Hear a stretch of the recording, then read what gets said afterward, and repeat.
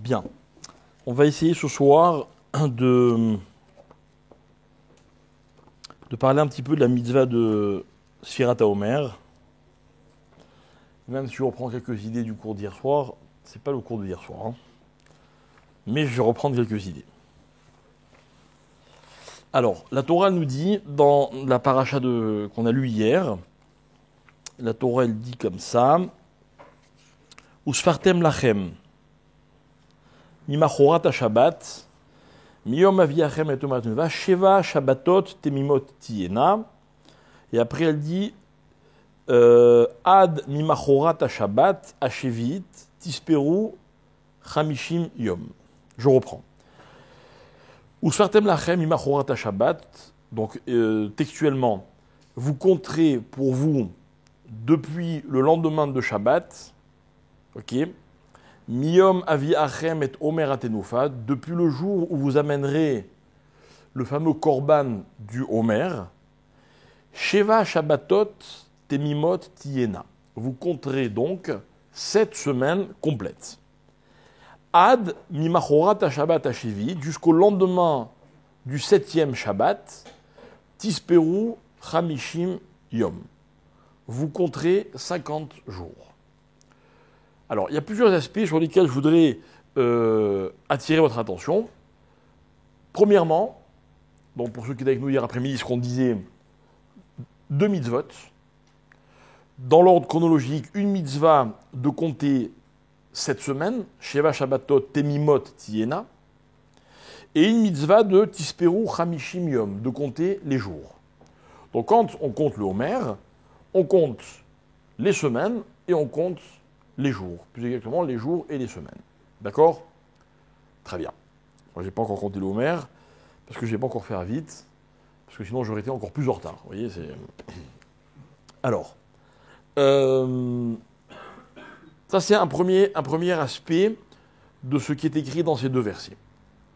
Deuxième point intéressant, Usfartem lachem mimachorat ha-shabbat. Vous compterez depuis le lendemain mimachorat ha-shabbat. D'accord ? Quel jour on commence à compter le Homer ? 2e jour de Pessah, donc le lendemain du 1er jour. Quel jour de la semaine était le 1er jour de Pessah ? D'où tu sais ?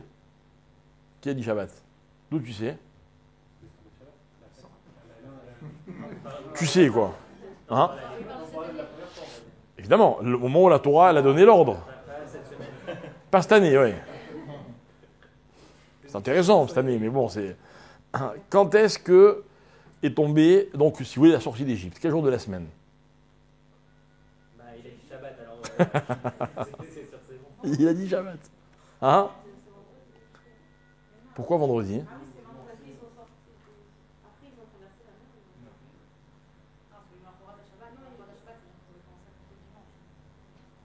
Quel jour était donc la sortie d'Égypte ?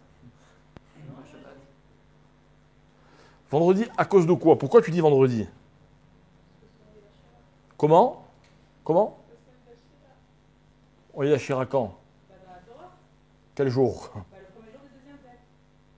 C'est quel jour de la semaine ? C'est marrant parce que non, les réponses sont fausses. Mais ce qui m'intéresse, c'est comment vous y arrivez. C'est ça qui est intéressant. Ok ? J'essaie de comprendre d'où vient l'erreur, vous voyez ? Comment ? C'est moi qui pose des questions.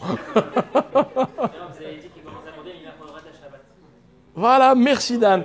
Ça, c'est une erreur que j'accepte. D'accord ? C'est-à-dire que on dirait de ce verset qu'ils sont sortis d'Égypte, que Pessah c'était Shabbat, et donc on doit compter mimachorat à Shabbat, depuis le lendemain du Shabbat. Vous avez compris ? D'accord. Maintenant, le problème, c'est que c'était pas Shabbat. D'accord ? C'était quel jour ? J'ai envie de pas vous dire. Vraiment, j'ai envie de pas vous dire. Non, alors juste, je vais vous donner la réponse si déjà on en parle. Le Shabbat à Gadol, d'accord ? C'était le 10 Nissan. Chazak. 11, 12, 13, 14, 15. C'était un jeudi, apparemment. Donc la question, c'est pourquoi la Torah, elle appelle le lendemain de ce Shabbat, donc c'est le vendredi en l'occurrence, pourquoi on l'appelle Mimachorat à Shabbat? C'est pas un Shabbat. Vous pensez que Shabbat Elot c'était le 10? Moi, je sais. D'accord? Ok? Très bien. Non, si vous m'avez dit depuis le début, je sais pas, je vous aurais tout enseigné. Mais puisque vous, genre, Zarma, vous savez, eh ben moi aussi, je sais. Voilà, d'accord? Alors, donc, il y a deux erreurs dans le Passouk. Première erreur, Mimachorata Shabbat, on commence à compter du lendemain de Shabbat, c'était pas un Shabbat, c'était pas un dimanche donc. Et Ad Mimachorata Shabbat. Forcément, Shavuot va tomber le même jour, puisque on va compter 7 semaines complètes. Or, le don de la Torah, enfin le dernier jour du Homer, c'était pas Mimachora, c'était pas un dimanche non plus. D'accord? Donc pourquoi on l'appelle Ad jusqu'à Mimachorat à Shabbat, jusqu'au lendemain de Shabbat? Pourquoi ces deux moments, on les appelle Shabbat? C'est pas des Shabbats. D'accord? Donc a priori, il semblerait que Shabbat, ça veut dire autre chose que le Shabbat que nous on connaît. Il y a un thème derrière cette idée, qu'on va essayer d'expliquer. D'accord? Donc deux points. La mitzvah de compter les jours et de compter les semaines, et la mitzvah et le fait d'appeler ce jour de la semaine Shabbat, alors qu'en fait, c'était pas un Shabbat. Ça voudrait dire comme ça que Pessah est appelé Shabbat dans la Torah. D'accord? Parce que sur Pessah, on est tous d'accord. Même vous le savez, ça. Ok? Bon, pourquoi Pessah s'appelle Shabbat? Voilà donc notre réflexion. Ok? Très bien. Je continue, ou en fait plutôt je reviens un petit peu en arrière dans la paracha, et il y a marqué quelques versets plus haut, la Torah là-bas elle parle des corbanotes, d'accord?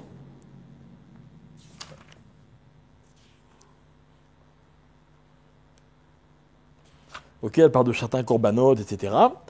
Et à propos des corbanotes, la Torah, elle dit... Attendez, j'essaie de vous donner plus de précision. La Torah, elle dit un certain nombre de lois à propos des corbanotes. Ok. Par exemple, il y avait certains corbanotes qu'on n'avait pas le droit de manger, qu'on devait manger absolument la nuit du jour qui suivait... la nuit qui suivait le jour où on amenait le korban, ok? Donc, l'autotiro de boker, etc., etc. Et enfin, la Torah dit comme ça, velo techalelu et shem kochi, donc suite à certains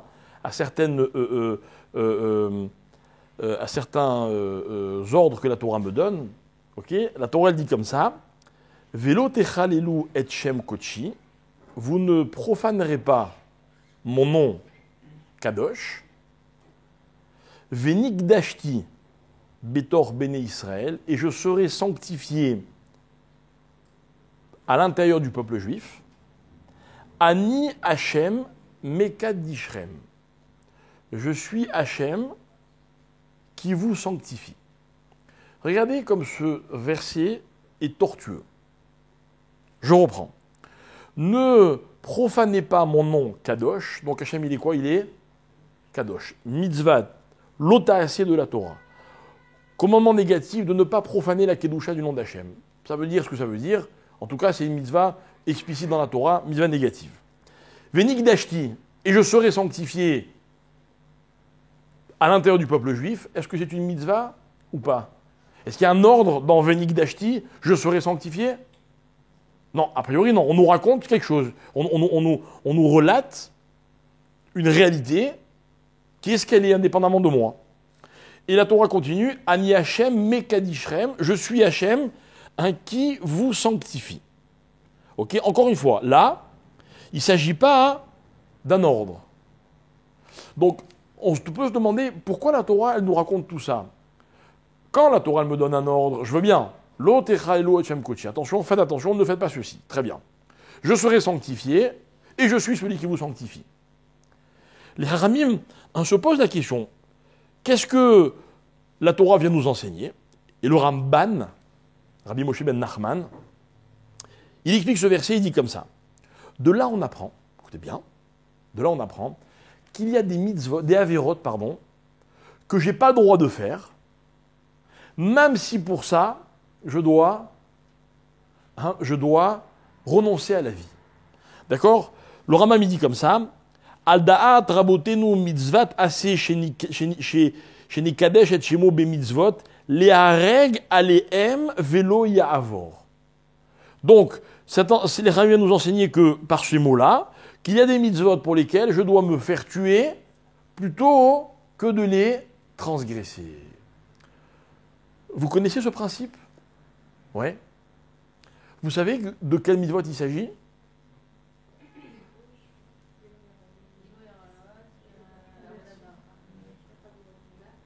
Très bien. Donc, a priori, vous me répondez qu'il s'agit des 3 péchés capitaux. D'accord? Gilou Yarayot, Shfichud Damim et Avodazara. Peu importe l'ordre, ok? Donc, tout ce qui est inceste, comment on dit,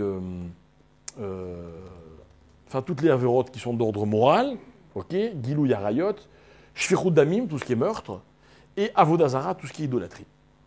Donc, ça, c'est bien, vous le savez, c'est vrai.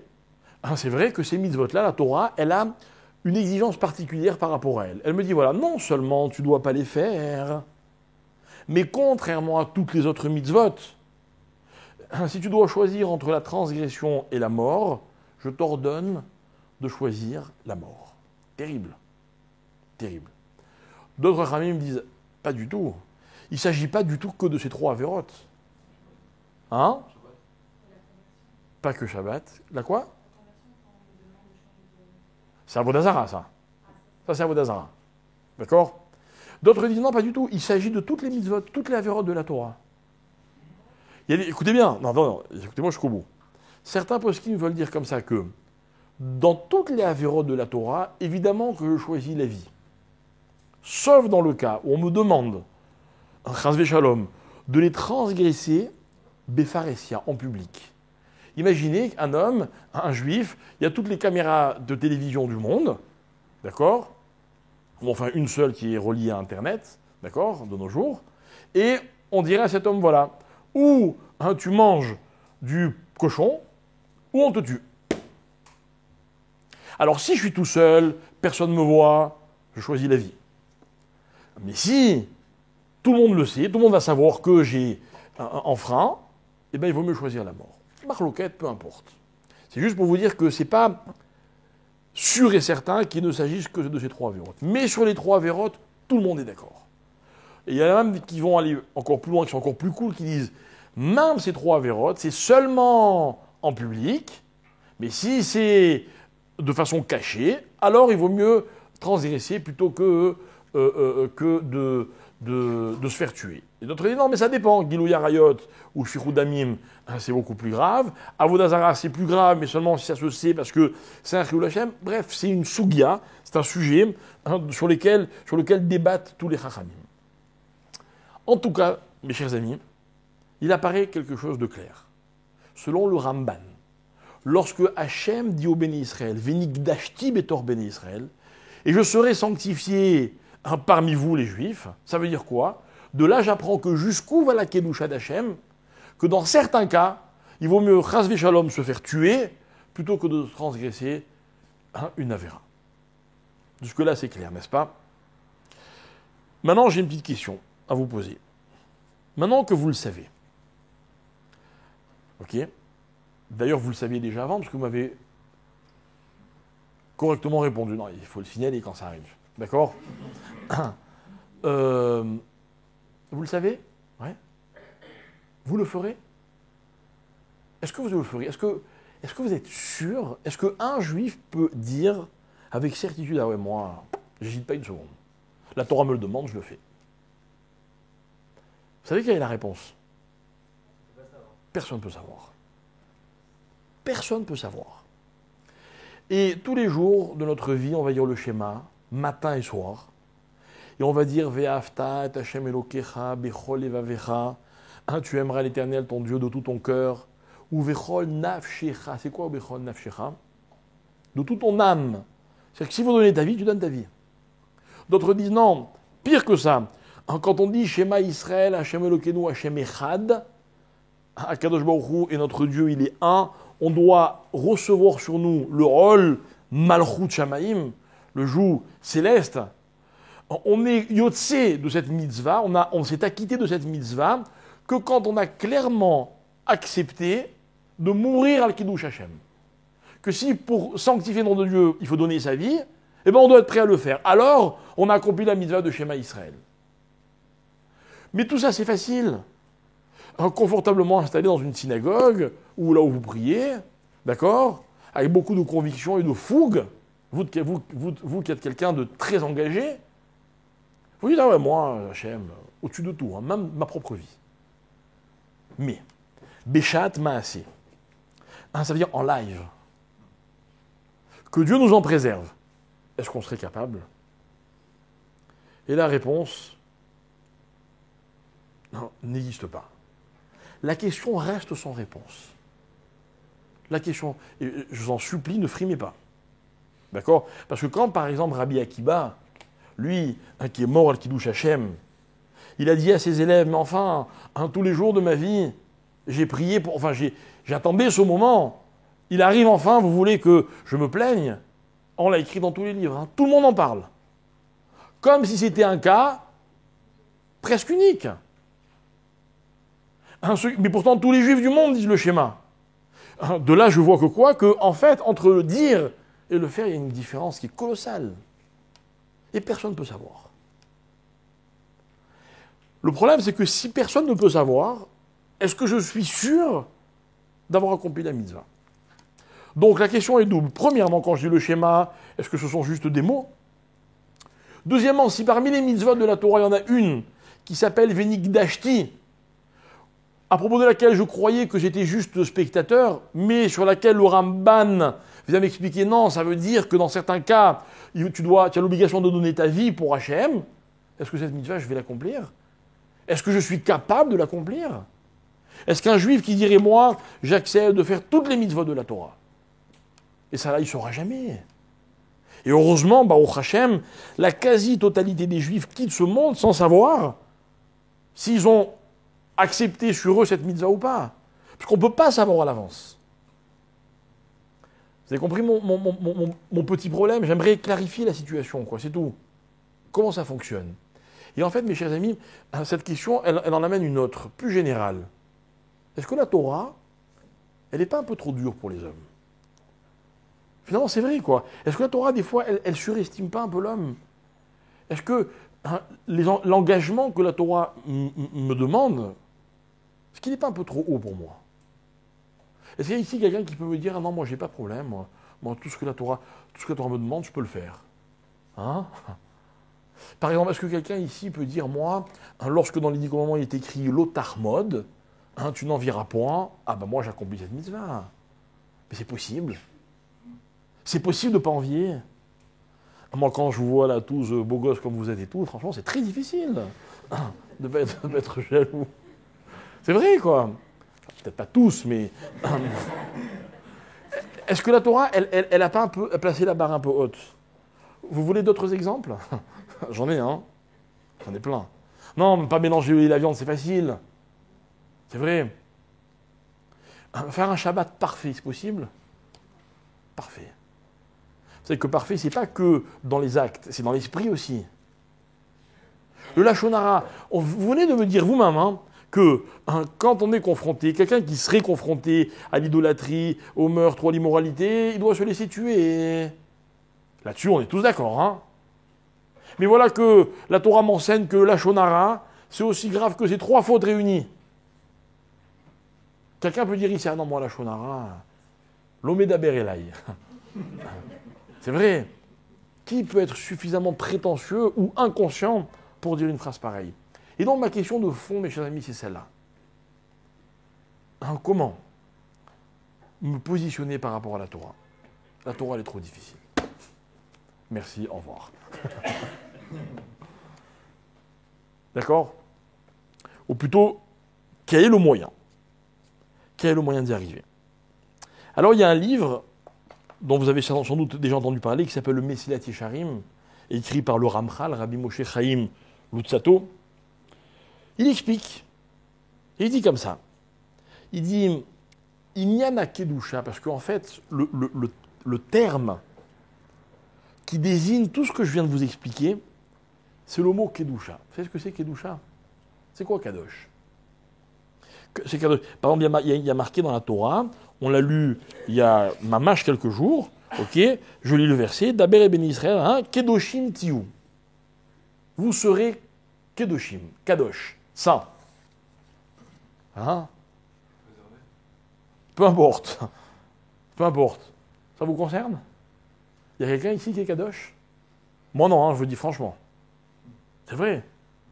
Alors quoi? De nouveau, la Torah me donne une mitzvah qui est inaccessible?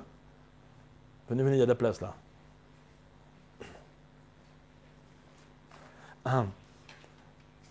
Est-ce que la Torah, encore une fois, toutes les mitzvot que la Torah propose sont-elles des mitzvot qui sont accessibles à l'homme? Voilà quelle est mon interrogation. Alors, le rabbi, et l'accession, plutôt l'accessibilité à la Torah, passe par la Kedusha. Parce que, écoutez bien, si l'homme était Kadosh, Kadosh faisant partie de l'une des 613 mitzvot, si l'homme était Kadosh, il n'aurait aucun problème. Le Kadosh, il ne dit pas de la Shonara. Le Kadosh, il n'est jamais envieux. Le Kadosh, il donne sa vie pour Hachem quand on le lui demande. Mais j'ai une question, on peut être Kadosh? Alors, le Ramcha, il explique et il dit comme ça. Il n'y en a Kedusha Kafoul. Le processus de la Kedusha, il est double. Et il dit comme ça. Trilato avoda vesofo gmoul. Au début, c'est un travail, et à la fin, la suite, c'est gmoul, c'est une rétribution. Ça veut dire, on récompense, si tu veux, on me paye par rapport à l'effort que j'ai fait. Moi, je fais un effort au début, et puis le reste, on me le donne. Ok? Trilato ishtadlut vesofo matana. Toujours le Ramchal. Au début, c'est un effort, et puis à la fin, c'est un cadeau. Vous savez, il y a beaucoup de choses dans la vie qui sont comme ça. Beaucoup de choses. Savez-vous, par exemple, que le résultat de vos efforts ne dépend pas de vous? Est-ce que vous le savez, ça? Imaginez quelqu'un, il se tue pour gagner de l'argent, et il en gagne. Il se croit malin. Il dit, ah, mais j'ai trouvé le truc. Moi, si les gens faisaient comme moi, ils gagneraient tout de l'argent. Faux. Un trilato ishtadlut, sofo matana. Un juif qui est croyant, qui est convaincu du rôle d'Hachem dans sa démarche, sait que lui, il fait une démarche et qu'à la fin, le résultat de sa démarche ne dépend pas de lui. Combien de personnes ont essayé là où vous avez réussi et malheureusement, eux n'ont pas réussi? Et vice-versa. On ne connaît pas le résultat d'une démarche. Calva Romer a plus forte raison quand il s'agit de cette notion de Kedusha. Alors le Ramchal, il dit comme ça, il dit voilà, c'est très facile. En fait, l'homme a l'obligation d'entamer la démarche. Comment est-ce qu'on commence? Voilà, moi je voudrais bien avoir accès à la Kedusha. Pouvez-vous me dire comment ça commence? Pour y arriver ou pas, il va falloir que Dieu m'aide. Mais il va prendre le relais. D'accord? Mais la première partie, c'est moi qui dois la fournir. Alors comment on fait? Comment on fait pour commencer? Vous voyez, je suis sympa. Du coup, je ne vous demande plus d'être Kadosh. Je pose une autre question. Comment on fait pour commencer, pour se mettre en route vers la Kedusha? Hein? Bien fait. Excellente réponse. Être Kadosh, dans un premier temps, c'est de savoir de quoi il faut s'éloigner. Mais pas du mal. C'est trop facile. Tout ce qui n'est pas Kadosh. Tout ce qui n'est pas Kadosh. Hein? Maintenant, si on fait une petite réflexion ou une introspection, le nombre de choses dans nos vies qui n'est pas Kadosh est colossal. Combien de choses sont vraiment Kadosh? Alors le Ramchal me dit, ce qui dépend de toi, c'est le choix que tu vas faire de t'éloigner de la Kedusha. Et si vraiment tu amorces le processus, alors, sofo matana, Akadosh Baruch Hu complète le reste. Ça veut dire, mes chers amis, que toute personne qui n'a pas réussi à être Kadosh est une personne qui n'a pas réussi complètement à se détacher de ce qui n'était pas Kadosh. On n'a rien résolu, hein. D'ailleurs, le Ramchal continue lui-même, il dit mais c'est pas possible. Mais l'homme, il est il est physique, il est terrestre, il est matériel. C'est-à-dire que si je comprends bien, l'homme pour être kadosh, il devrait se détacher, par exemple, de tout ce qui est matériel. Mais c'est pas possible.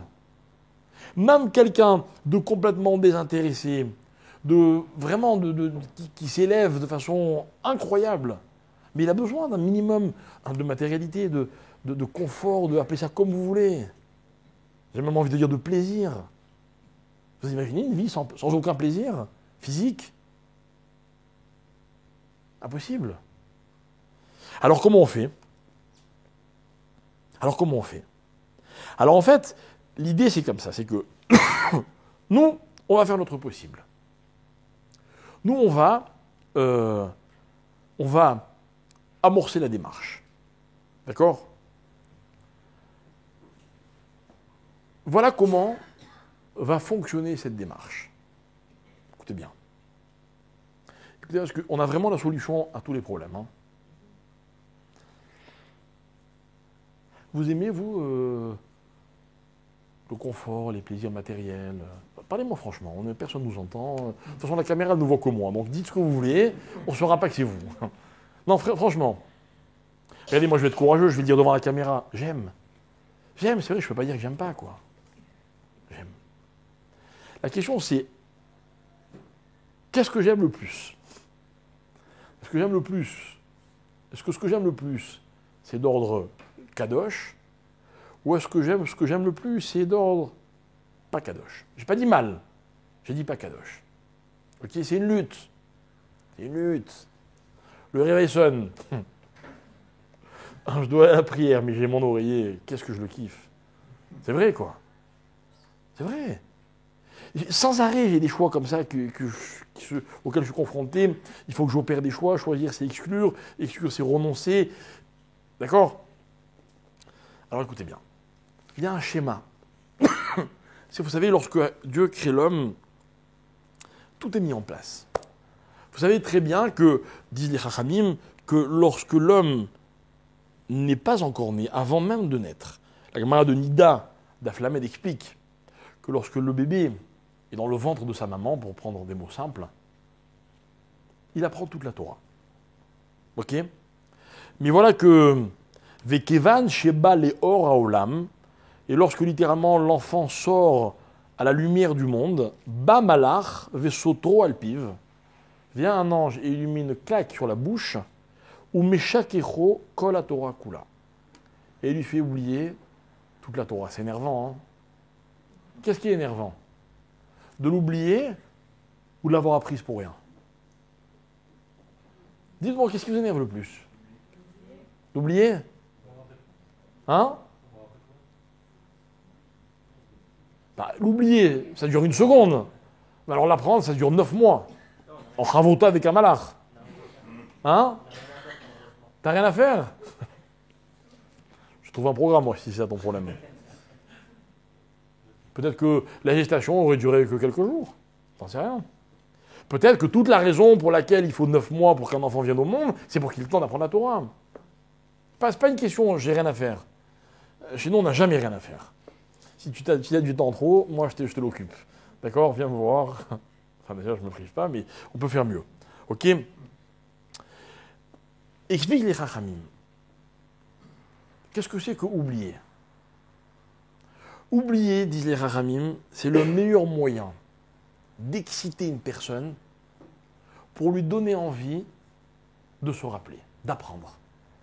Une chose que j'ai jamais connue, j'ai aucun rapport avec cette chose-là. Elle ne m'intéresse pas forcément. D'accord? Par exemple, vous saviez quelque chose, et puis au moment où vous avez besoin de vous en servir, ça vous échappe. Qu'est-ce que c'est énervant? On va faire un effort, on va dire, ah, j'aime pas, ça m'énerve, j'arrive pas à me rappeler. Ce que vous avez jamais vu, ça vous énerve pas. Ça fait pas partie de vous. Et précise donc, les Rachamim, ils disent comme ça. Ils disent en fait, l'oubli,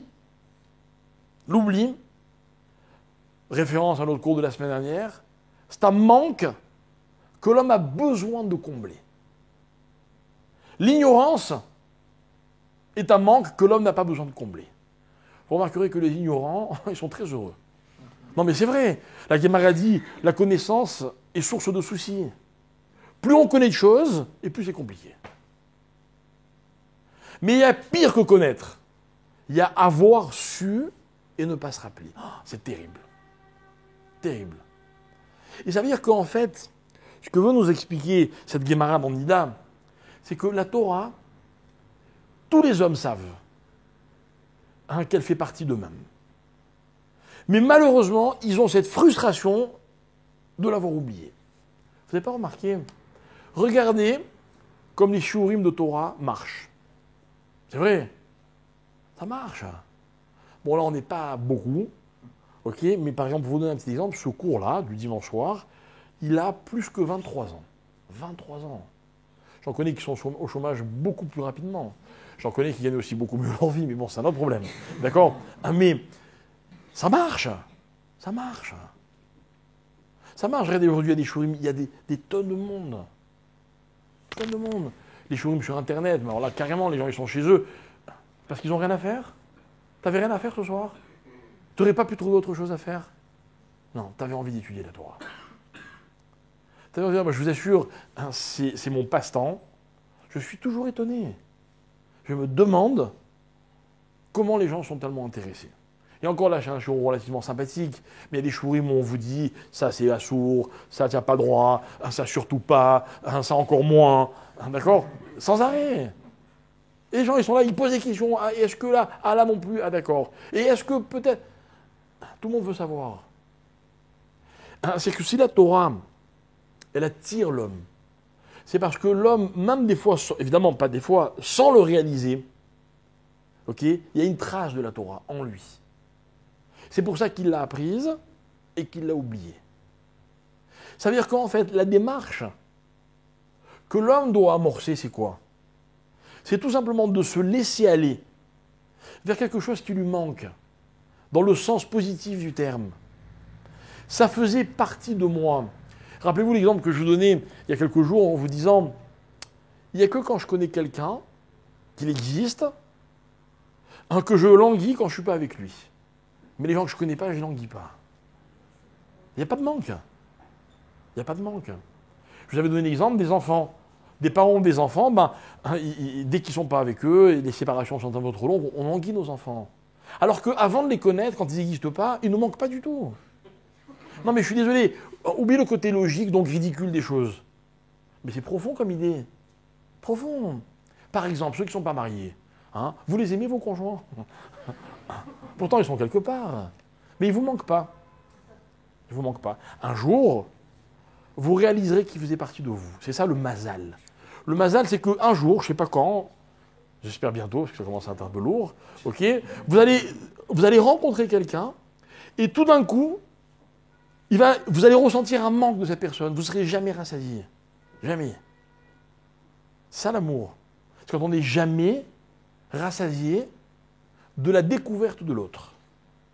D'ailleurs, regardez les couples où ça ne marche pas.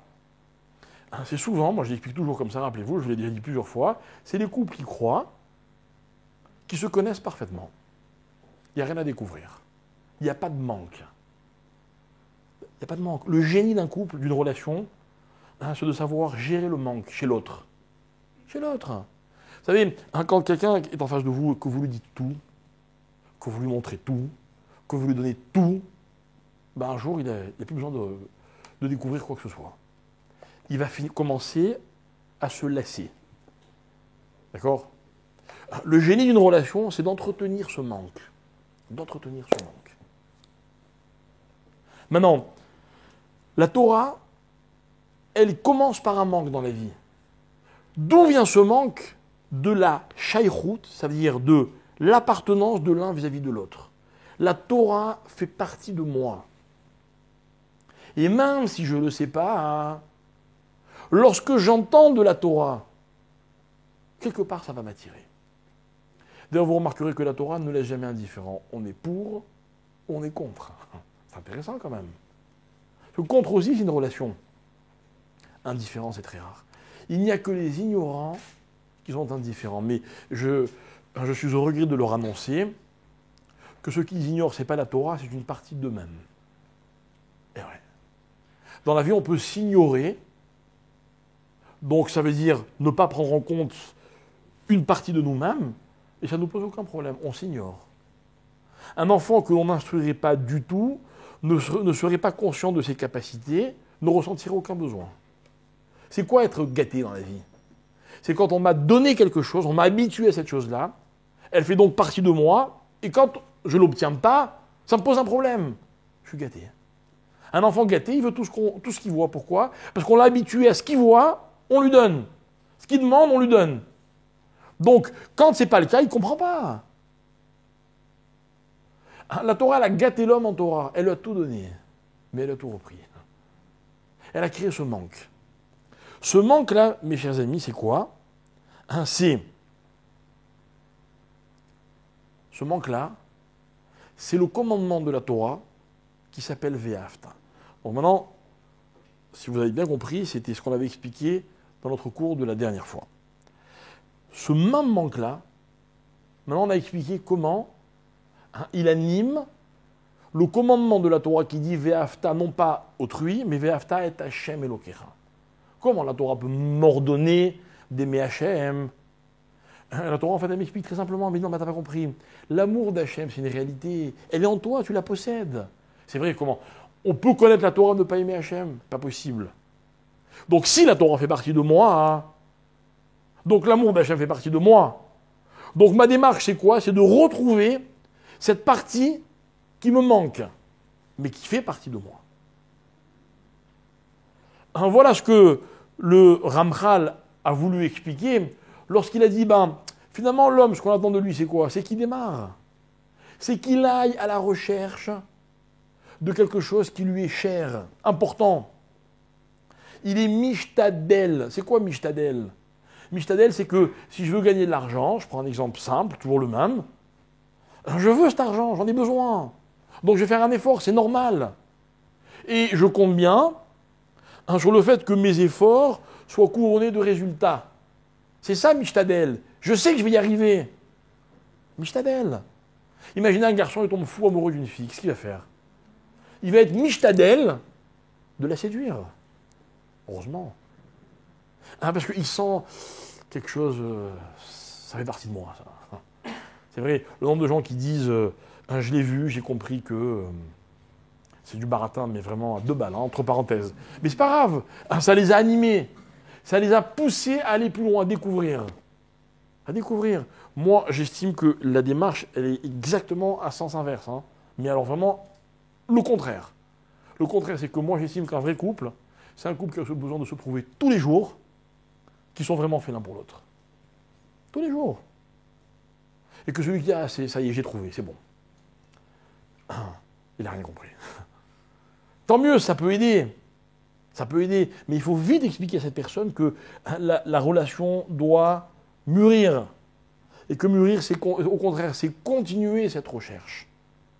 C'est continuer d'approfondir ce qui nous rapproche. Cette envie de continuer à découvrir. D'ailleurs, que disait le roi David? Il disait « Sourmera va assez tov ». Ça veut dire quoi? Traduisez-moi cette phrase, super connue. Très bien. C'est comme ça qu'il faut faire dans la vie? Voilà. Par exemple, vous faites teshuva, d'accord, admettons quelqu'un, je ne sais pas moi, il ne faisait rien du tout de la Torah, il vient me voir et me dit bon, je voudrais faire teshuva, comment je fais?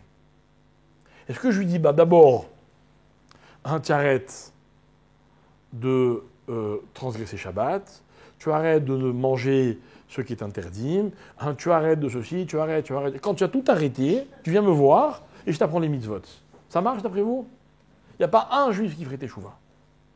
Impossible. Impossible.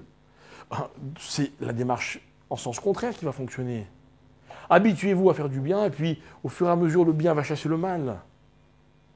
Tous les gens qui ont fait teshuva, si c'est vous ou d'autres, demandez-leur, ils vous expliqueront que au fur et à mesure, le bien a comblé les vides qu'il y avait en eux et au fur et à mesure il a chassé ce qui ne méritait pas de rester en eux. On ne peut pas demander à quelqu'un de se débarrasser du mal. Alors pourquoi le passouk dit « Sourmera va setov » ? Et l'explication, elle est magnifique. Elle est magnifique, l'explication. C'est que quand vous dites à quelqu'un « Sourmera », Quand vous dites aux gens Sourmera, tout le monde vous comprend. Asetov, c'est beaucoup plus difficile. Qu'est-ce qu'Etov? Tu es sûr qu'il faut le faire? Ouh, mais c'est difficile. Est-ce que je vais y arriver? Est-ce que je suis capable? Non. Pourquoi c'est pas pareil?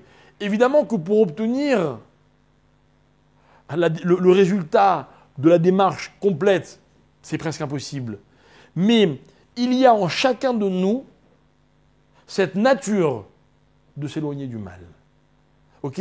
Faites un sondage, demandez autour de vous. Demandez, c'est pas moi qui le dis, c'est la Gemara qui dit.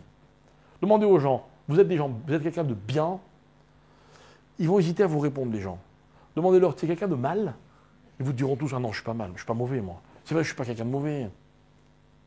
En Adam Messim Atzmo Racha. Personne ne se considère comme Racha. Pourquoi? Parce que Sourmera, c'est ce qu'il y a de plus naturel au monde. Au monde.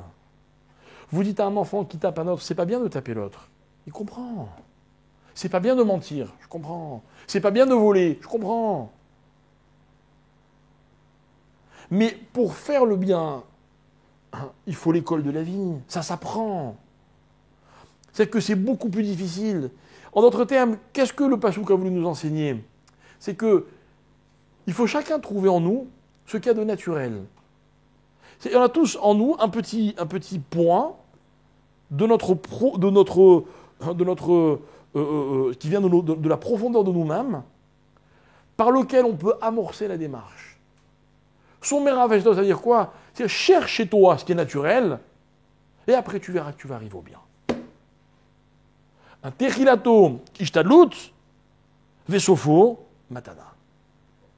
Mais pour entamer la démarche, il faut absolument que je trouve quelque chose qui me correspond, que ça fasse partie de moi, que je me retrouve dans les efforts qu'on me demande de faire. Je ne peux pas continuellement aller à contresens de ma nature, c'est pas possible. C'est pas possible. Et voilà que je suis moi-même celui qui vous ai dit il y a un instant, qui rapportait des paroles de la Torah, Kedoshim Tziou, qu'on a l'obligation d'être Kadosh, mais comment y parvenir? Quel rapport entre moi et la Kedusha?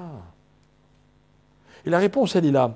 C'est que finalement, la vraie Kedusha, c'est quoi? Enfin, le moyen d'y parvenir, c'est quoi? C'est de savoir se séparer. Quelqu'un m'a dit tout à l'heure que Kadosh, quelqu'un m'a traduit séparé. Ouais. Le Kadosh, c'est celui qui est consacré à une chose, donc forcément, qui s'est séparé d'autre chose. En français, c'est ça, consacré. Consacré, c'est spécifique. Tout le reste, j'abandonne. Abandonner ce qui n'est pas Kadosh, c'est le seul moyen de se rapprocher de la Kedusha. Ok? En d'autres termes, dans la vie, il y a des réalités. Et ces réalités, mes chers amis, il faut savoir les respecter. Il faut savoir faire avec. Vous savez, je crois que ce que la Torah a de passionnant, et je vous le dis souvent, c'est que quand on écoute un cours, chacun comprend autre chose. Mais moi, ça ne me vexe pas, parce que c'est exactement ce que je veux quand je donne un cours. Je veux que chacun y trouve dans ce cours la phrase, l'idée dans laquelle il se retrouve. C'est pour ça que je parle longtemps. Parce qu'il faut que j'en trouve une pour chacun. Mais ce n'est pas moi qui la trouve, c'est vous. Mais j'ai besoin de ça. Si j'écoute un cours qui n'a rien à voir avec ce que je suis, ben le cours, il ne me parle pas. Mais la Torah, elle parle toujours à tous les hommes, mais jamais de la même manière. Le moyen d'accéder à la Torah, d'intégrer la Torah, c'est quoi? C'est de trouver dans la Torah la réalité qui est la mienne. Celui qui n'a pas trouvé, c'est qu'il n'a pas bien cherché. C'est certain. Certain. Et moi, ma passion, vous savez ce que c'est, ma passion dans l'enseignement, c'est de trouver, dans tous les domaines de la Torah, même les plus compliqués, le moyen pour chaque personne de trouver la porte d'entrée. C'est une question de temps. Donnez-moi le temps et on va y arriver. Demandez-moi n'importe quelle mitzvah, qui que vous soyez, on trouvera le point d'accès. On le trouvera, il existe. Pourquoi? Parce que toutes les mitzvahs de la Torah sont en phase avec la réalité qu'incarne chaque personne. La Torah, elle fait partie de moi. Un jour, j'ai pris une baffe, je l'ai oubliée, mais elle est là. Et il faut juste que je la retrouve. Que je la retrouve. Mais elle fait partie de moi. Maintenant, vous savez, lorsque, dans une circonstance qui l'exige, on a besoin de savoir si quelqu'un est fidèle à la parole de la Torah. Comment on fait? Prenons un exemple, on est en train de célébrer un mariage, il nous faut 2 témoins. Ok? Qui est un témoin caché? Une fois qu'on a éliminé tous les problèmes techniques, ça veut dire tous les liens de famille, etc. Celui-là, il ne peut pas parce que c'est le père du Khatan, celui-là, il ne peut pas parce que c'est le frère de la Kala, etc. On a éliminé tous ces problèmes-là. D'accord? Voilà, on est un certain nombre de personnes, on n'a aucun lien de famille, de famille ni rien. Quel est l'indice qui nous permet de déterminer si une personne elle est fidèle à la parole de la Torah? C'est quoi? Shomer Shabbat. Ok? Si une personne vous dit « je suis Shomer Shabbat », eh ben vous pouvez prendre en compte son témoignage. D'accord? Très bien. La question c'est pourquoi cette mitzvah-là? Qu'est-ce que cette mitzvah a de tellement particulier? Pourquoi on a choisi celle-là? C'est la plus dure? Non, il y a plus dure. C'est la plus fréquente? Il y a plus fréquent.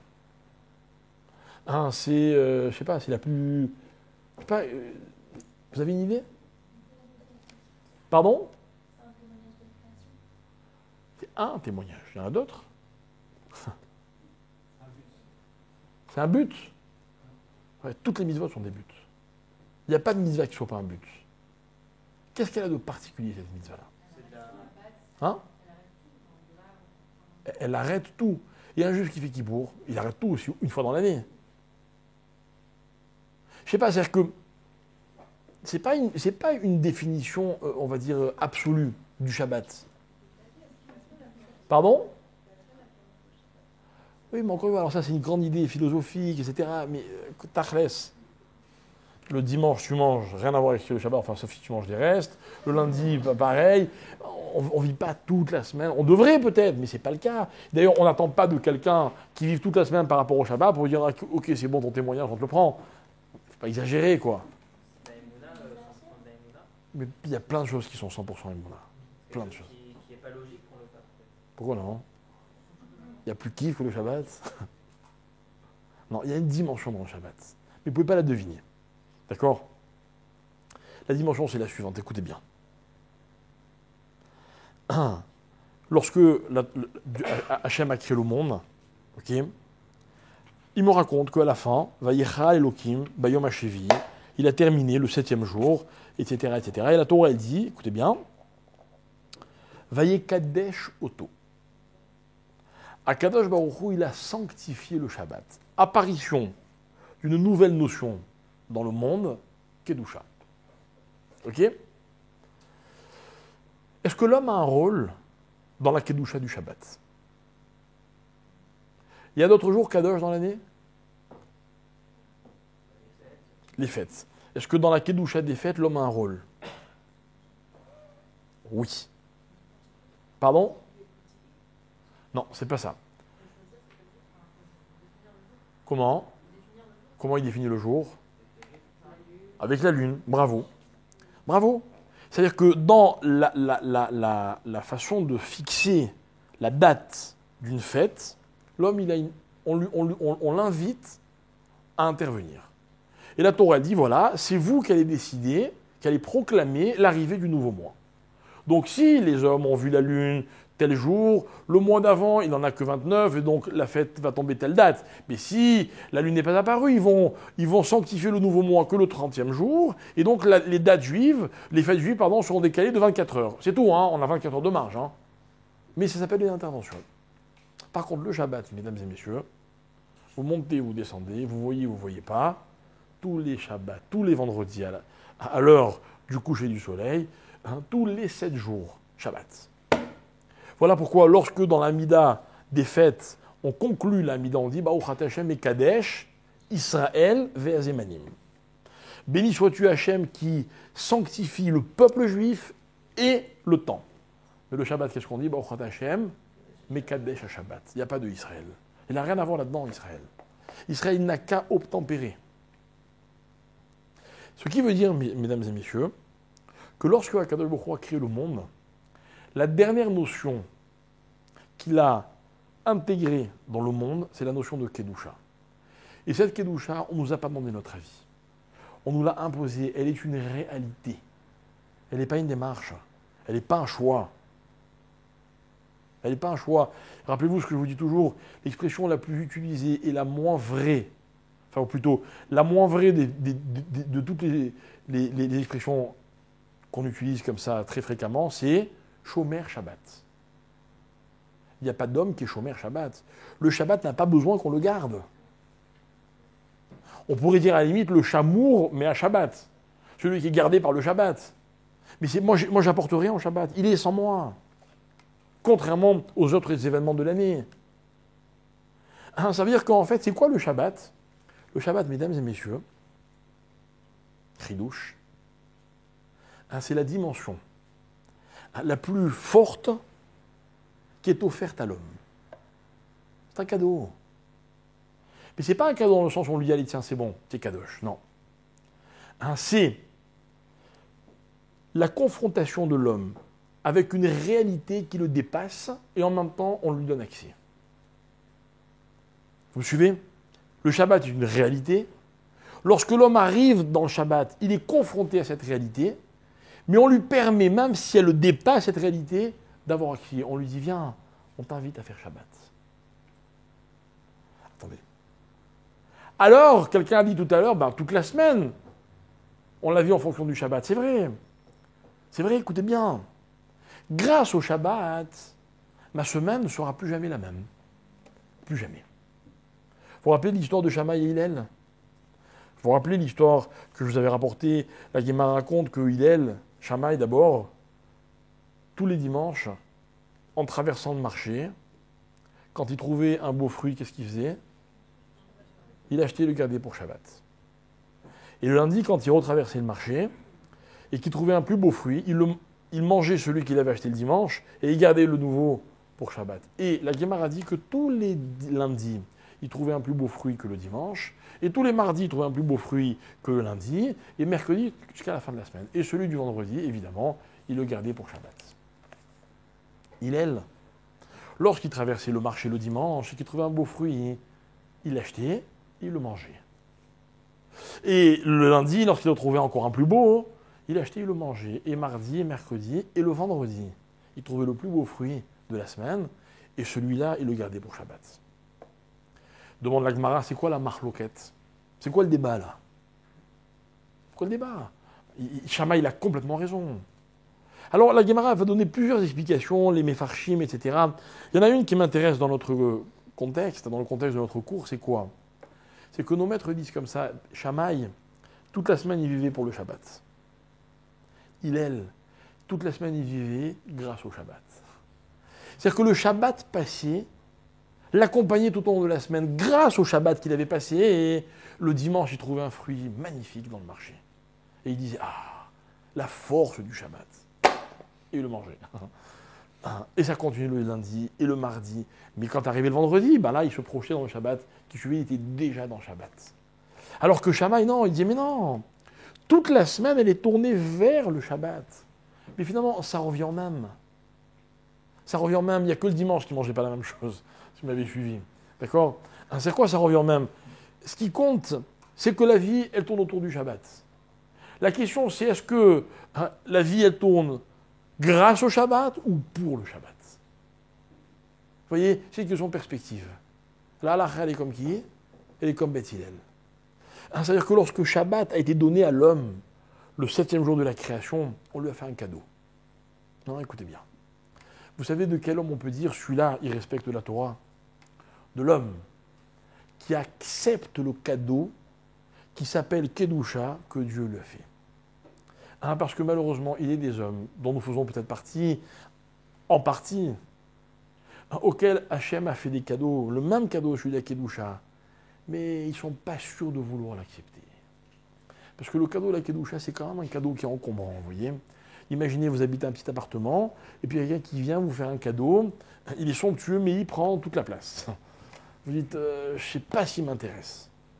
Ben, moi, je vous dis la vérité, si c'est moi qui vous l'ai offert, ça va me vexer. Je comprends vos raisons, mais je vous ai fait un cadeau. Un cadeau, beaucoup, il fait cadeau le Shabbat à l'homme. Et les hommes font la fine bouche. Je prends ou je prends pas? Ça dépend, je vais voir. Mais c'est quoi quelqu'un qui est chômeur Shabbat? C'est quelqu'un qui accepte. Il accepte ce qu'on lui impose. Ah, on me donne la kedusha, je prends.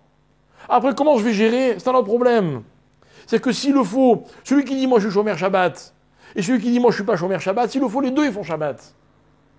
Mais celui qui dit, celui qui s'engage, celui qui dit moi je prends, Hachem il donne, je vais refuser, et après je vais voir comment je gère. C'est pas beau ça? Imaginez que demain vous rencontrez la femme ou l'homme de votre vie, prenez-le.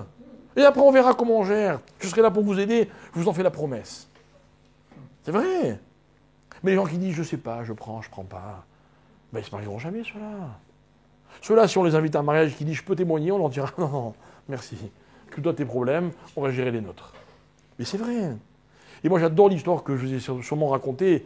Sûrement, hein, c'est impossible que je ne vous l'ai pas racontée. Un jour on m'a demandé de célébrer un mariage. Et acheter à l'heure et tout. Et c'est pour rassurer ceux de la semaine prochaine. D'accord. et au moment de signer la ketouba, je lui dis bon, ils sont où tes témoins? Il me dit, maintenant je sens que le mec il débarque un peu. Il me dit, il faut des témoins Shomer Shabbat? Je lui dis oui. Il me dit, ben j'en ai pas.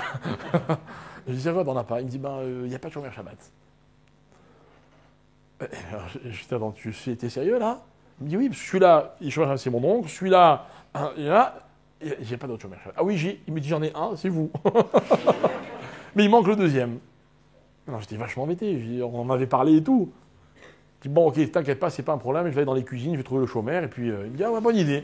Je vais dans les cuisines, on me dit, le chômeur, il n'est pas là. Il n'est pas chômeur là maintenant. Il n'y avait pas de chômeur. Il n'y avait pas de chômeur. D'accord. Je fais le tour de la salle, je vous assure, hein, je cherche partout, pas de chômeur Shabbat. Putain, comment on fait? C'est rare, hein? Hein? Ah ouais. J'étais à l'heure, c'est dommage. Faut profiter quand je suis à l'heure. J'ai pensé à ça, je me suis dit, ok, j'ai appelé quelqu'un, le temps qu'il arrive et tout, comment on fait? Et puis il y avait des jeunes, des copains, lui, etc. Et puis ils comprennent qu'il y a un problème, ils viennent, qu'est-ce qui se passe, machin, etc. On leur explique et tout. Et puis là, il y en a un qui fait, ah ben, mais moi je suis chômeur Shabbat. Il y a tous ces copains qui éclatent de rire. Ah, toi t'es chômeur Shabbat. Mais ouais, je vous jure, je suis chômeur et tout, machin, bon. Bon, je dis bien, on va parler tous les deux. Je dis, t'es chômeur Shabbat ou pas? Il me dit, oui, bien sûr, depuis la semaine dernière, je suis chômeur Shabbat. Mais pourquoi vous rigolez? Mais si j'avais fait comme vous, moi, c'est sûr qu'il aurait pas été chômeur Shabbat. Je lui dis, t'es sérieux? Ouais, je dis, mais tu t'engages vraiment? Tu me promets que t'es chômeur Shabbat? Il dit, ouais, Rav, je vous promets que je suis chômeur Shabbat. Je fais, ok, banco, c'est bon. Maintenant quoi, un chômeur Shabbat, il fait combien de Shabbat pour vous prouver? Pourquoi vous arrêtez de rigoler, là? Non, c'est vrai, arrêtez de vous moquer. Hein? 3? Qui t'a dit 3? Ça vient de sortir? Non, franchement, d'où ça vient, 3? Attendez, vous savez que la Gemara dit autre chose. Hein. La Gemara dit un homme qui vient voir une femme. Ok? Vous savez que pour que des kiddushim soient, validés, un mariage soit validé, il faut que le khatan, il donne quelque chose à la kala. Alors on a un mina, c'est d'offrir une bague, mais ça peut être autre chose. Je ne vais pas vous donner des idées, ça peut être autre chose. Et la Gemara, elle propose un tas de cas. Elle dit, s'il donne ça, est-ce que c'est bon? S'il donne ça, est-ce que c'est bon? Et avant, la Gemara vient avec un cas, je l'adore, le plus beau quelqu'un qui existe. Il lui dit, voilà, épouse-moi, et en échange, je vais devenir tzaddik. Areat mekudeshetli almenat sheye tzaddik. Maintenant, à l'heure où il le dit, le mec, il n'est pas tzaddik du tout. Il n'est pas tzaddik. Ça marche ou ça marche pas? C'est beau, les jeunes filles disent tout, oui, ça marche. Mais allez-y, vous comprenez pas qu'il faut y aller. Elles prennent ce que vous leur donnez. Mais c'est vrai, c'est elles les héros. C'est vous les lourds. Si vous leur donnez rien, elles prendront rien. Elles vous prendront pas. Mais dites-leur, je te promets d'être sadique, elles acceptent. Et elles ont raison, la halakha, elle est mes coups d'échette. Parce que s'il est sincère, j'ai pas besoin qu'il fasse ses preuves. Parce que dans la vie, ce qui compte, quand on parle de vrais sujets, hein, c'est l'engagement. Je comprends qu'à la banque, ça marche pas. Hein. Je vous jure, je vous rembourse. On vous prête rien. D'accord? Mais dans la Torah, ça marche. Ah, Maintenant, imaginez que le jeune homme qui m'a dit « je suis chômeur Shabbat », la semaine d'après, il a changé d'avis. Finalement, il s'est rendu compte que c'était beaucoup plus difficile que ce qu'il croyait. Mais c'est pas mon problème. Au moment où il m'a dit, il était chômeur Shabbat. Même s'il me l'a dit un mardi, que le Shabbat d'avant, il n'avait pas fait, qu'entre-temps, il a changé d'avis. Et finalement, il n'en a pas fait le Shabbat. Mais il s'est engagé. Vous savez pourquoi? Parce qu'il m'a dit une chose, ce monsieur. Il ne l'a pas prononcé comme ça, hein. Mais moi, c'est ce que j'ai compris. Il m'a dit, mais moi, enfin, j'ai compris qu'Hachem m'a fait un cadeau magnifique, je vais refuser. Je prends. Et dans la vie, mes chers amis, on peut compter sur nous. Si les cadeaux qu'Hachem nous fait, on les accepte. Ça va très loin comme idée. Hein. Moi, je vous ai raconté plusieurs fois que mon père, à la vache à l'homme, vous savez qu'il a été malade pendant de longues années à la fin de sa vie. Il y a une phrase qui revenait toujours, qui nous a toujours impressionnés. Il disait, Hachem, il me fait des cadeaux et je les accepte avec amour. On peut ne pas accepter un cadeau de la part d'Hachem. Il n'y a pas que des cadeaux sucrés. Il y a des cadeaux compliqués. Vous galérez pour faire Shabbat. À cause de ça, vous allez rater des examens, perdre un boulot, rester enfermé là où vous êtes parce que votre chambre d'hôtel, il n'y a qu'une... Oui, parce que dans votre appartement, vous habitez un immeuble où dès que vous sortez, la lumière s'allume. Je suis désolé, c'est un cadeau. C'est un cadeau. Les demoiselles vous disent toutes, s'il me dit je serai tzaddik, je le prends tout de suite. Vous savez ce que c'est d'être marié avec un tzaddik? Moi, je ne sais pas. Enfin, c'est une tzadikette. Mais c'est pas facile d'être marié avec un tzaddik. Pas facile, mais vous l'acceptez. Parce que vous savez qu'il est prêt à faire un effort surhumain. Vous allez dire non. Non, moi, la vérité, moi, si j'étais une fille et qu'un jeune homme m'avait sorti une alliance qui est allé payer 3 francs 6 sous chez un bijoutier qui vous les vend au poids, ça fait pas lourd. Hein. Je vous dis franchement, hein, moi je sais combien ça coûte les alliances. Hein, je veux décourager personne, mais c'est pas un vrai cadeau. Et puis elle est là, tout émue, on lui met la bague au doigt. En général, c'est la moins belle de toutes celles qu'elle porte. Vous avez remarqué? Et elle est contente. Elle est contente. Parce que c'est pas l'objet qui compte. Hein, c'est toute la démarche qu'il y a derrière. Il est allé, il a acheté, le rabbin lui dit, c'est ton argent, t'es sûr, comment tu l'as payé, tatati, tatata. Vous savez, à partir de quel prix une alliance elle est valable? Hein? C'est combien une prouta? C'est même pas 20 agourotes. Même pas 20 agourotes. Même pas 20 agourotes. C'est-à-dire que vous allez dans les machines, vous savez, pour les petites filles, là, vous mettez 20 agourotes, qui vous tombe une alliance, c'est bon. C'est bon, je suis sérieux. C'est j'avais prouta que si vous voulez. Il faut juste pas qu'on la roule sur la marchandise. Il faut qu'elle sache ce que ça vaut. C'est-à-dire que si elle s'imagine que ça vaut une fortune et qu'elle s'est trompée, alors elle pourra dire « Ah, mais moi je croyais que ça valait plus cher, j'aurais jamais dit oui. » Donc voilà pourquoi on lui dit « Je vous la prouta », ça vaut minimum une prouta. Genre, peut-être pas plus. Tu es d'accord? Elle dit oui. On fonce, avant qu'elle change d'avis. D'accord? En général, c'est le seul cadeau que les femmes acceptent mariées, et peu importe le prix. Bon, enfin bref, vous avez le temps de découvrir le reste. Ok? J'ai envie de dire que c'est un art de savoir accepter les cadeaux. C'est l'art du juif qui est prêt à s'engager. D'accord? Alors maintenant, je reviens au début de mon cours. La Torah vient, elle me dit « Mi-machorat Shabbat ». J'ai une question. Quand on est sorti d'Égypte, on nous a demandé notre avis. D'ailleurs, la preuve, c'est qu'il y a des Juifs qui sont restés en Égypte. Mais ceux qui sont sortis d'Égypte, on leur a fait un cadeau, ils ne savaient pas ce que ça représentait. Et ils l'ont accepté tel quel. Et rappelez-vous ce que dit le verset dans les prophètes, « Jamais je n'oublierai, dit Dieu au peuple juif, le chesed que tu m'as fait, de me suivre dans le désert. » Tu n'as pas posé de questions, tu n'as pas demandé où on va, à quelle heure on arrive. Tu m'as suivi, aveuglement. Tu as accepté mon cadeau. Jamais je pourrais oublier une chose pareille. Et au-delà, on voit que quoi? Que le miracle, le vrai, le plus beau miracle de la sortie d'Égypte, c'est quoi? C'est que les Juifs ont accepté. Alors à ce titre-là, comment s'appelle cette date dans la Torah? Shabbat. Comme le Shabbat, que Dieu fait cadeau à l'homme au moment de la création du monde, et l'homme il accepte, et il ne pose pas de questions. Parce que le premier Shabbat, l'homme il n'a pas dit à quelle heure ça rentre, et surtout à quelle heure ça sort, parce que moi je l'entends tous les Shabbats. Quelle heure ça sort? Enfin ici ils ont arrêté de me poser la question, parce qu'ils ont compris qu'on n'a pas d'horaire. Non, parce que nous on est à l'heure au début, mais jamais à la fin. Imaginez ce que c'est. D'accord? Mais ils n'ont pas posé la question, ils ont accepté. C'est la preuve de leur engagement. C'est ça être juif. Être juif, c'est pas tu fais Shabbat, oui. On ne demande pas à quelqu'un qui dit je fais Shabbat. Ah bon, tu es sûr? Qu'est-ce que tu manges? Tu vas à la synagogue? De quoi tu parles à table? On ne lui pose pas de questions, ça ne nous regarde pas. Il dit je fais Shabbat, on le croit. On le croit. Parce que vous savez d'ailleurs que le mérite des juifs, c'est que ceux qui font pas Shabbat, ils vous disent je fais pas Shabbat. C'est vrai. Moi un jour j'ai célébré une roupa, et là il s'est passé un truc inverse. D'accord? C'est que j'ai demandé qui sont les témoins, on me les a présentés. J'étais pas convaincu. J'étais pas convaincu. Et j'ai demandé au Khatan, ils sont chômeurs Shabbat? Et là, quelqu'un qui attendait la question, qui me dit, et alors? Ils sont pas chômeurs Shabbat. Je connais des gens, ils sont 1000 fois pires qu'eux, ils font Shabbat. On me l'a fait, ça là. En public, il y avait 50 personnes. Qu'est-ce que je lui dise? J'ai admiré qu'on me dise, ah non, moi je suis pas chômeur Shabbat. J'ai admiré. Ça, c'est presque juif, vous voyez. C'est-à-dire que c'est juif génétiquement, évidemment. Et puis, cette personne, un jour, elle fera Shabbat, il n'y a aucun doute. Mais pouvoir être témoigné, c'est juste dire je fais Shabbat, j'accepte le cadeau qu'Hachem me fait, même s'il est terriblement encombrant. Voilà ce que c'est que la Kedusha. La Kedusha, c'est que celui qui accepte la notion, l'étincelle de Kedusha qui est en lui. C'est-à-dire que déjà, il fait un effort. Il dit bon, je suis Kadosh, maintenant, comment on fait? Ah, il faut que je renonce à ceci, à cela. Eh bien, c'est ça, l'Eishtadout. Ça suffit. Alors, le Ramchal dit le reste, on lui fera cadeau. Cadeau. Cadeau, mes chers amis. Dans la vie, quand quelqu'un, il veut faire les mitzvot, quand quelqu'un, il est attaché à quelque chose, on le lui fait cadeau. Moi, je l'ai vu de mes propres yeux à tellement de reprises. Je vous ai raconté, pour reparler encore une fois de mon père, l'exemple qu'il a été pour la prière.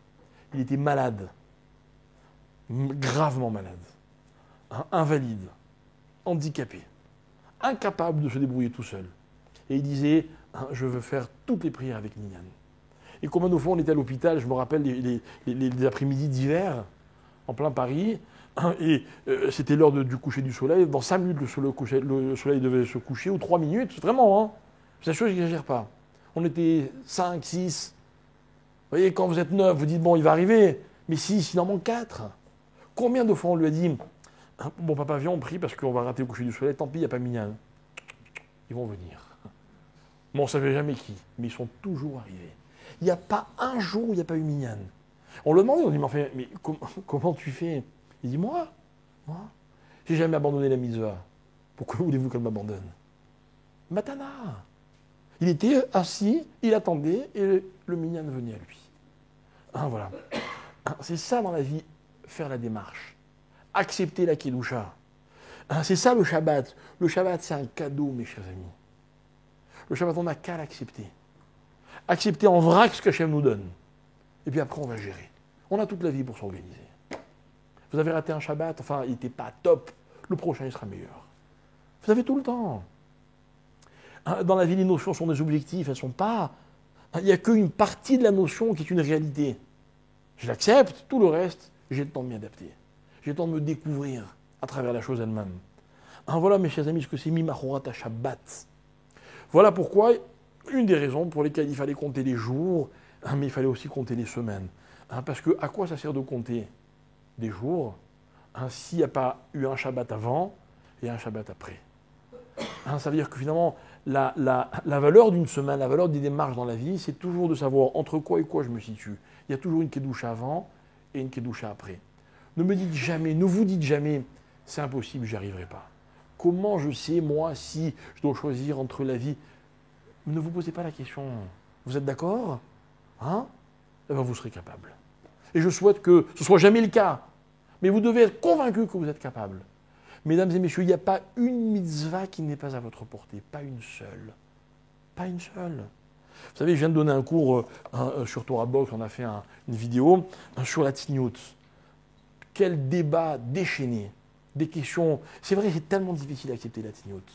Mais moi, j'ai un mot d'ordre. Quand on veut, on est capable. Non, on est capable, il suffit de vouloir. Mais on est capable. Moi, je rends hommage à la Torah, vous savez pourquoi?